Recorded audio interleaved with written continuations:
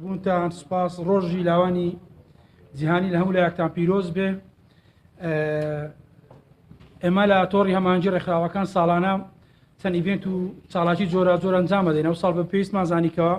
لە ماوەی ئەو چەند ساڵێک کارمان کردو لەسەر چەند پرسێکی گرنگ هەتا ساڵی 2025 پلان و پرۆژە ئێمەوەیە لەسەر بابەتی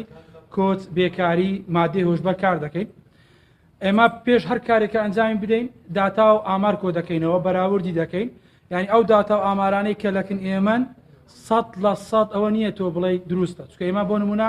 بۆ ئەم ساڵەکە چەند کەس کۆچی کردێ پێ بەدەداچوون و پلانەکانی ئێمە لە شار و شارۆچکانی هەرێمی کوردستان ئامارەکەمان پێەیە، یعنی ئەمە خاڵەیە بۆیە باگەدار بن لە چوارچێوەیەکی حکوومەت نییە بڵێندا وەزارەتی ینی دەستەی ئامار وانە بڵاوی کردیتەوە ئی خۆمانە ئیشمان لەسەر کردووە. لە هەرێمی کوردستان دۆخی گەنجان دەتوانین بڵێن خراپە. دۆخی گەنجان سێ پرسێکە زۆر قسە لەسەر دەکرێت کۆچ بێکاری مادەی هۆشبەر سێ بابەتنکەوە هەرێمی کوردستان لە ئێستادا لە دۆخێکی خراپدایە لە نێویشیاندا گەنجان. من لە بە خێرایی ئاماری کۆچی گەنجانتان پێ دەڵێم لە ساڵی 2021 لە بینی 2020 بۆ 2021 نزیکەی 31,000 گەنج کۆچی کردووە. لە ساڵی 2022 بە تەنیا 2,000 گەنج کۆچی کردووە. 2023 تەنها ئەو شەش مانگە ینی شەش مانگی ساڵی 2023 530 گەنج، ئەو 530 گەنجە نزیکەی 490 گەنجی لە دەوروبەری شارەکانی هەرێمی کوردستانە، واتە بزاتن ڕانیا قەڵاتزێ زاخۆ وەشیلاتزێ ئەو مەنتیقانە زۆرترین ڕێژەی کۆچی گەنجی تێدا بووە. بە کۆی گشتی 36,530 گەنج لە ماوەی 3 ساڵدا کۆچیان کردووە لە هەرێمی کوردستان. هەر بۆ زانیاری جەنابتان ئێمە بەو دیوەی کە هەندێک خەڵکێ دەرچووە بە قاچاق و هەندێکیش دەرنەچوونە، یعنی خەڵک گەڕاوەتەوە هەرێمی کوردستانیش چ بە ڕێگای دیپۆرتی بە ڕێگای فڕۆکە. ئەگەر بیرتان بێ ساڵی 2022 سەرەتای 2022 لە ڕێگای بیلاروسیا خەڵک دەگەڕاوە بە فڕۆکە حکوومەت دەیهێنانەوە، یعنی ئاسانکاری بۆ کردن 3621 گەنج گەڕاوەتەوە هەرێمی کوردستان. 3621 گەنج ببورن گەڕاوەتەوە هەرێمی کوردستان. ئێمە بەپێی ئەو ستانداردێک کە ئیشی پێ دەکرێت زۆرترین پارە $10,000 لە هەیە کۆچی کەسێک سەرف کراوە، کەمترین پارە $3,000 سەرف کراوە. ئێمە ناوەند وەردەگرین 50 وەردەگرین $5,000 50 وەرەقە دەکە باشە. بەس تێچووی ئەو پارەیە کە دراوەتە بە قاچاقچی لە ڕێگای ئەوانی کە کۆچ دەکەن 182,650,000 بوو کە ئەم پرۆژەیە ئەم پارەیە پێمان دەڵێت تەنها بۆ قاچاقچی ئەم پارەیە ڕۆیە. ئەمە بابەتی کۆچە لە هەرێمی کوردستان کە زۆر بابەتێکە کە هەموو لایەکمان دەزانین. هۆکارەکانی کۆچش کە من خۆم لە مەتارە لەو کاتێک کە گەنجەکان گەڕانەوە هەرێمی کوردستان من هەم خێزانەکان هەم گەنجەکانم نزیکەی 100 کەس دوان وەکو نمونە بۆی کە پێیان بڵێن بۆ کۆستان کرد لەو شوێنێکە لەناو فڕۆکە خانە جانتەی هەردەگریت باشترین شوێن بوو بۆ من کە بتوانم قسە لەگەڵ ئەو خەڵکانە بکەم کە دەگەڕێنەوە هەرێمی کوردستان. زۆرینەیان دڵن لەبێ بێکاری دەڕۆی، زۆری نەشیان لە دەروبەری شارەکانن دیسان باش ئەوانی کە کۆچیان کردێ و هاتوونەتەوەش. زۆربەی ئەو قسانەی کە دەکرا کە زۆر کاریگەر بوو لە نەبوونی ئایندەمە لە هەرێمی کوردستان کە یەکێک بوو لەو بابەتانەی سەرنجی هەمومان ڕاکێش. نەبوونی ئایندەم لە هەرێمی کوردستان ئەوە پرسیارە دروستی دەکات بۆچی گەنجانی ئێمە بگانەوە قۆناغی نەبوونی ئایندە وا لێ بکە کە کۆچ بکەن. خاڵێکی تر مادەی هۆشبەر، یعنی گەر بێمە سەر مادەی هۆشبەر بابەتێکی تر ئاساسی باسیکەم بێکاری لە هەرێمی کوردستان لە ساڵی 2020 ئەوە پێی ڕێکخراوی کاری نێودەوڵەتی کە ئیشمالە کردوون ینی دوێنێش لەسەر خەدمە لەگەڵیان دەستەی ئامار خۆشیان، بەڵام دەستەی ئامار زۆر کاتەیە دام بە ژمارەکان نانێ، یعنی خۆی ئەو ژمارانەی کە هەیە تەنها ئیشستە و ژمارانە بکە. بۆ نمونە لە ساڵی 2020 تا ڕێژەی بێکاری 114 بووە، لە 2021 کە هەڵدەکشێ بۆ 115.4، لە ساڵی 2022 ڕێژەکە دەبتە 118 بە پێی ڕێکخراوی کاری ئەم ڕێگەاندووە. بەڵام وەزارەتی دەستەی ئامار دەڵێ ئەمە جێگومانە. بۆ ئێمە بۆ زانیاریتە لە ساڵی 2023 ڕێژەکە دادەبەزی، ینی ئەوە لە ئەو شەش مانگە دادەبەزی بۆ 115. بۆچی لە 115 ئەم ڕێژەیە دابەزی؟ ئێمە لە ساڵی 2009 کۆنفرانسێکمان کرد لە شاری هەولێر بە ئامادەبوونی لایەنی پەیوەندیداری باڵای هەرێمی کوردستان. لە کۆنفرانسەکە کارمەلەسەیەک هەنگاوی زۆر گرنگ بوو، ئەویش دەستی کار لە هەرێمی کوردستان چۆن زیادکەین. بە بڕیارێک حکوومەتی هەرێمی کوردستان بە بڕیاری سەرۆک حکوومەت بڕیارێک درا دەستی کار لە هەرێمی کوردستان دەبی 175 لە کەرتی تایبەت. یعنی ئەمە ڕێژەیە بۆ ئێمە جێگای دڵخۆشی بوو. بەڵام لێرەوەش پامێک بۆ حکوومەتی هەرێمی کوردستان دەنێرینیان لە ڕێگەی ئەم بابەتەوە بەداخەوە زۆربەی وەزارەتەکان تاوەکو ئێستا ئەم بڕیاری حکوومەت جێبەجێ ناکرد. ئەگە ئێستاش سەیری ڕێستۆرانت و کافێ و ینی سەیری کۆمەڵێک شوێن بکەیت خەڵکەکە زیاتری بیانیە. باشە ئێمە لەگەڵ بەڕێوەبەری گەشت و گوزیاری هەولێر لە چەند شوێنێکە لەگەڵ خەڵک قسەمان کردو خاوەنی ڕێستۆرانتەکان بۆچی ڕێژەکە کورتان کەمە دەڵێ کاکە کورت کار ناکە هەتا پێیان وتین ئێوە دەرفەتی کارمان بۆ دروستکە. بۆی ئەمە چمان کرد دووبارە ئیشی ترمان کردەوە لە 19/3/2023 کۆنفرانسێکمان کرد لەسەر کۆنفرانسی کار و بازار چۆن بتوانین خوێندنی باڵا بەرهەمێکی باش هێبێ لەگەڵ بۆ ینی بۆ ناو بازارڕە بۆ نەیوەندەکانی بازار کە بەداخەوە لە ئێستادا نەیوەندەکانی بازار ئەو خەڵکانی کە لە زانکۆ بەرهەم دێن بازار پێویستی پێ نییە. چۆن بتوانین ئەم سپێسە پڕکەینەوە بەکردنەوەی پەیمانگای پیشەی. ئەمە بابەتێک بوو کە لەسەر دەرفەتی کار لە هەرێمی کوردستان هەیە. بۆیە ئێستاش وەزارەتی خوێندنی باڵای حکوومەتی هەرێمی کوردستان ئەمە ڕاگەیاندنەکان ئەم زانیارە ممکنە تەواو لە کنیان نەبێ بڕیاری 14 پەیمانگادرایە پەیمانگای پیشەی و تەکنیکی کە ئێمە داوامان دەکرد پەیمانگە پیشەیی بێ. ئێمە داوامان دەکرد پیشەیی بێ. ئێستا بۆ بە پەیمانگای تەکنیکی پیشەی دووبارە وەکۆی بڵێن خۆڵ لە چاوی خەڵک بکەن. ئێمە دەمانەوێت نامانێت بازرگانی بە خوێندن بکەین. ئەو هەمە زانکۆ هەلێمان بەرهەمەکانی کوێن لە توێن نەمازانیوە 420,000 دەرچووی زانکۆی پەیمانگاتی بێکار لە هەرێمی کوردستان. خۆشی سەرڕایەوە لە ناو کەرتی گشتیە بەتاڵە مقەنەعەت هەیە ینی بێکاری تەیە لە ژوورێکی پێویست بەسێ کە 6 کەس داوام دەکات ئەمەش خۆی لە خۆیدا بێکاریە. بۆیە لە ئێستا وەزارەتی خوێندنی باڵا و توێژینەوەی زانستی ئێمە تا ئێستا لەسەر خەتی لەگە ینی ئەو کۆمەڵێک زانیاریمان لایە لە 8/12 با ئیمزای وەزیری خوێندنی باڵا مۆڵەتی 14 پەیمانگای تەکنیکی و پیشەی درایە. ناوەکانیان تەنانەت لەو ئاستەش دەبین کە دەگەڕێن لە دوو ئەوەی چۆن و پەیمانگانە وەرگیرانە بەواستا چکە هەفتی سلێمانی هەفتی هەولێرە ینی دابەشی دووی کرایە. ئەو کەسانە چێ پەیمانگاکانیان وەرگرتووە ینی ئەو پرسیارە جەوهەرەکەی لە خوێندنی باڵا. بۆیە ئەمانە دووشتی لە دوو شت دەکۆڵینەوە بە پێی یاسای بەدەستهێناری زانیاری دەگە وەزارەتی خوێندنی باڵا دادەنیشت. ئەم مۆڵەتە چۆن درایە لەسەر چ ئاساسێک و دووش بەڕاستی گەندەڵی تێدا کرایاننا چونکە دەیان بەش لە نێو زانکۆ و پەیمانگەکان لە ڕابردوودا لە زانکۆ ئالێکان کراوەتەوە بە پارە خەڵک پارەی تێدا وەرگرتووە دەیان بەڵگەشەیە. بۆیە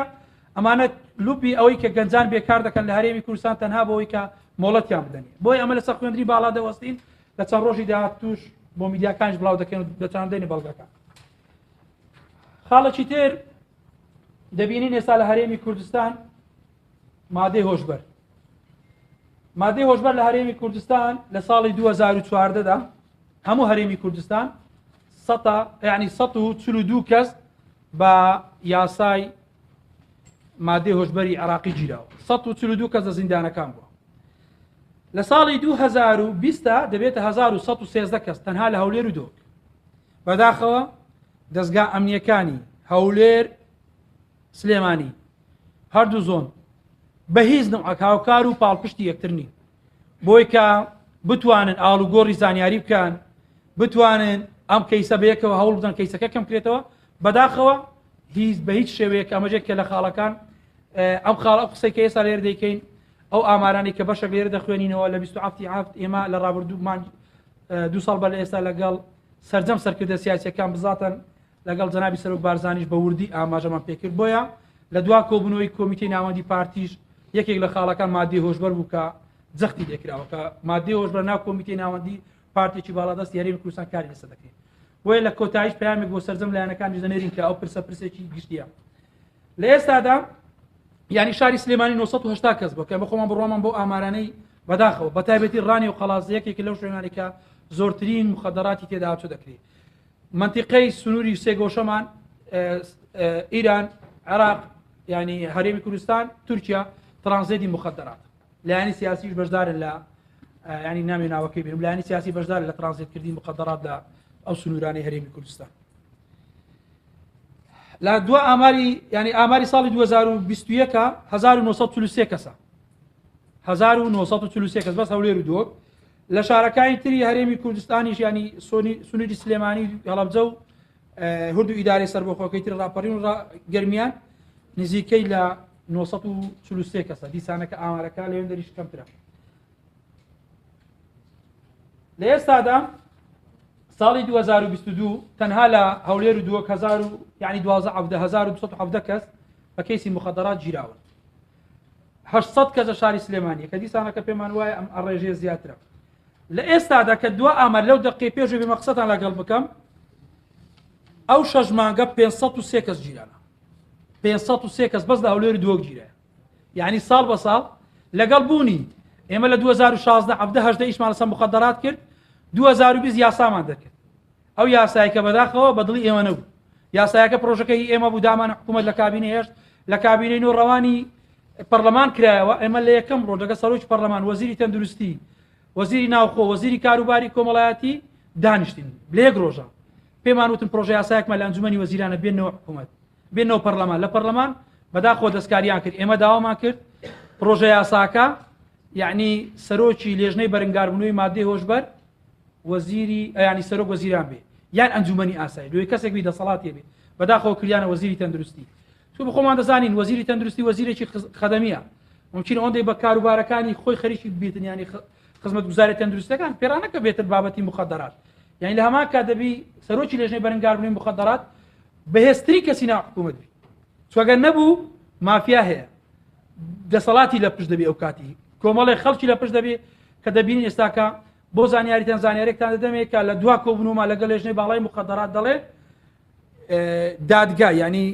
دادوەری وەزارەتی پێشمەرگە دەڵێ ئەگەر لە مانگێکە 100 کەیس بێتە لای من 100 کەیس بێتە لای من لە وەزارەت 180 مخدرات یعنی کەوایە مادەکە مەترسیدارە ئێمە زۆر کا پێمان دەڵێن کاکە پەردە پۆشتیکان لێ بگەڕێن دۆخەکە با بە ئارەسەی خراپدا نەڕوا لە هەموو شتێک پەردە پۆش بکرێن لە مخدرات ناوی پەردە پۆش گەورەتری دەکەین ئێمە بەڵێنماندا ئێستا من لە ڕووی بابەتی مادەی هۆشبەر زانیاریم زۆر نییە نازانم چەند مادە هەیە بەڵام دەزانم هۆکارەکە و بابەتەکە لەکوێیە بۆیە ئەو یاسایەکە ئێمە یاسای ژمارەیەکی ساڵی 2020 مخدرات ئێمە پارساڵ ئیش کۆنگرەیەکمان بۆ کرد لە 26 پارساڵ 26 ڕۆژی جیهانی بەرەنگاربوونەوە ئێمە 28 کۆنگرەکەمان کرد لە بەوەی ڕۆژە بوو کە ئەو دوو مامۆستای زانکۆ شەهید کران زۆر فۆکسی میدیا لەوێ بوو لێ بڕیارمان دەکە سەنتەری چارەسەری مخدرات بکرێتەوە لە هەرێمی کوردستان باشە ئەم ساڵ پەشیمان بووینەوە هەموو حکوومەتی هەرێمی کوردستان وەزارەتی کاروباری کۆمەڵاتی تەندروستی سەرقاڵە نەیانتوانێت سەنتەری چارەسەری مخدرات بکرێتەوە ئێمە خەریک بووینە ئەم ساڵ ویستمان کۆنگرەی دیسا کۆفراسێکی بۆ بکەن بۆ هەندێک پرسە بەڵام حکوومەت وتی ئێمە دەکەین ڕێکخەری ڕاستپاردنەوەی دەوڵەتەکان هەموو وەزارەت پەیوەنددارەکان بڕوا دەکەی 6 وەزارەت و دەستە و نازانم چی کۆبوونەوە کۆنفرانسێکیان پێ ئەنجام نەدرا لە بەو نەبوونی مادە ئێمە وەکو ڕێکخراوێکی ئەنجیۆ بە بەردەوام 300,000 دلارمان بەس بۆ سەر پێیان دەکرد کۆنفرانسێکی بکەین لێرەدا بۆچی هۆک پرسیارێکی جەوهەری هەیە بۆچی ئێمە ئێستا پەشیمان بین لە سەنتەری چارەسەری مخدرات یەک زیندان لە هەرێمی کوردستان لە ناو دەستگای ئەمنی یەک زیندان تێچووەکەی 25 دلارە ڕۆژێ یەک زیندان تێچووی 25 دلارە یەک کەس لە سەنتەری چارەسەری مخدرات تێچووەکەی 50 دلارە گوتمان باشە یعنی بەهای دوو کەسە لە زیندانێک بە ئێمە چارەسەر بدۆزینەوە بە پێ ئەوەی سەرچاوانێکە لە دەست ئێمان ئەو سامپڵانێکە هەیە لوبنان و تورکیامان هێناوە لە لوبنان و تورکیا سنتەری 11 سنتەری چارەسەری مخدرات لە تورکیایە 6 سنتەری چارەسەری مخدرات لە لوبنان هەیە تێچووی هەر سنتەرێک دەڵێ 50 دلارە گوتمان زۆر باشە بە هەوڵ بدەین ستێپی یەکەم 100 کەس دەخینە ئەو سنتەری چارەسەری مخدراتە بۆ چارەسەر نمونەی تاقی دەکەینەوە لەوێ دەڵێ نسبەی نەجاعم کە زۆر سەرکەوتونە ئەوان نسبەی سەرکەوتنیە لە وڵاتی تورکیا و لوبنانە 105 یعنی 100 کەس دەخێنا و چارەسەرێک ساڵێک دەمینێتەوە 105 کەس دەرچوت یعنی سەرکەوتو دەمیلەوەی بتوانیت کە مخدرات نەچێش بۆیە ئێمە لە دوو ساڵی ڕابردوو بە تایبەتی 3 ساڵ لە 3 ساڵی ڕابردوو دوو جار سەرۆک وەزیرانی هەرێمی کوردستان بەشداریی تێکسی کردو لەگەڵ ئێمە یعنی ئێمە بەردەوام لە کۆنفراسی تێدێک کەس نیشتیمان قسەمان لەسەر پرسانە کردو سەرۆگۆزیرا خۆی چەند جاریش یعنی تاکید لە پرسی گەنجان کردوتەوە کە دەبێت هاوکار و پاڵپش بن بەڵام کە دێ سەر واقعەکەی لە ناو خوارێ دەست دێ ئیژە سە بکەیت زۆر خەتەرە یعنی دیسان دەڵێمەوە ناپڕژێنە سەبابەتی مخدرات یعنی معقول نییە ئێمە لە ماوەی 6 ماگان نزیکەی 800 کیلۆمتر هەرێمی کوردستان پرسیارەکە ئەوەیە لەکوێ دێ بە چ ڕێگایەک دێ بە سیارەی کوێ دێ کەسێکی وەکو من دەتوانی بە سیارێکی ئاسایی 100 کیلۆ مخدرات بێنێ ئەمە پرسیارە فەلسەفەکەی لە دوایە تۆ کاتێک 21000 کەس لە ماوەی 4 ساڵە لە زیندانەکانە بەهۆی مخدرات 21000 کەس بە لە مخدرات لە ناو زیندانە فەلسەفە قانونیەکەی دەڵێ کەسێکت بە تاوانی دزی گرت 3 کەستکە لە دەرەیە 3 کەستکە لە دەرێ نەتگرتووە ئەو برادرانی پارێزەرەوانە باشتر دەزانن لێرە دانیشت بۆیە کەیسەکە بە ئاراستەیەکە تکاتان لێ دەکەم لە ڕۆژی لاوانی جیانی ئەمڕۆکە لە گوڵان مۆڵ ئیڤێنتەکەی بۆ کاری دەستی و ئیشکردن ئەمڕۆ بۆ وەزارەتی ڕۆشنبیری لاوان کارێکی تریە ڕۆژی دووشەمە یەکێتی لاوان کۆنفرانسێکی هەموو ئەوانە هەیە هەموو ئەوانە گرنگن بەڵام بە جددی حکوومەتی هەرێمی کوردستان بزاتن لەسەر چەند خاڵێک کە داوا لە سەرجەم لایەنە سیاسیەکان و سەرکردەی سیاسی لایەنەکان دەکەن چۆن لەو بابەتی زۆر شتی هەمویان دێنە سەر خەت ئەم بابەتە ئاینیە پێشوەی نیشتیمانی بێ ئاینیە پێشوەی نیشتیمانی بێ واللهی لە ساڵی 2025 لایەنەکان فریان نەکەون دۆخی هەرێمی کوردستان لە 3 ماڵێک مخدراتی تێدایە تکایە فریاکەون سەرجەم سەرکردە سیاسەکانی هەرێمی کوردستان سەرجەم لایەنەکان ئەوجە حکوومەتی هەرێمی کوردستان کە پێویستە بەڕاستی سنوورەکان باشتر بکرێت دووەم لەسەر پرسی بێکاری دڵنیابە لەوەی لە ماوەی 3 مانگی داهاتوودا دووبارە کۆز دەست پێ دەکاتەوە چونکە کێشەی تورکیا و ئەوروپا دەست پێ دەکاتەوە کە کێشەی ئەو دوو وڵاتە دەست پێ کرد باشترین زەخت و فشار بۆ وڵاتانی ئەوروپا تورکیا دێکا بە ڕێگای ئەوە ئەو زانیاریەکێ لەکنە ئێمە ئەو داتایکە لە منە 210 کەس لە ماوەی 3 مانگا لە هەرێمی کوردستان فیزێ وەرگرتو نهاتوتەوە یعنی کە وەریان گرتو ئەو خەڵکێکە لە قونسوڵخانەی هەولێر بەس هەولێر فیزیان وەرگرتوتۆ نەگەڕاینەوە لەکوێ نازانی یعنی بۆیە ئەمانە پێمان دەڵێن نەبوونی هیوە نەبوونی ئایندە لە هەرێمی کوردستان هۆکاری ئەم بابەتانن بۆیە تکا دەکەم هەموو لایەکتان بزاتن چۆن ئێستا کە کۆمەڵک دەستگای میدیای دەبین لەسەر پرسی ژینگە ڕیکلامیان هەیە هەوڵ بدەن هەموو لایەنەکان بە تایبەتی لەسەر بابەتی مخدرات ڕووکردنەوەی زیاتر ینی بەلایانی کەم هۆشیاری بۆ خەڵک بڵاوکەنەوە کە پێویستە. سوپاستان دەکەم ئەگەر پرسیارێک شتێکی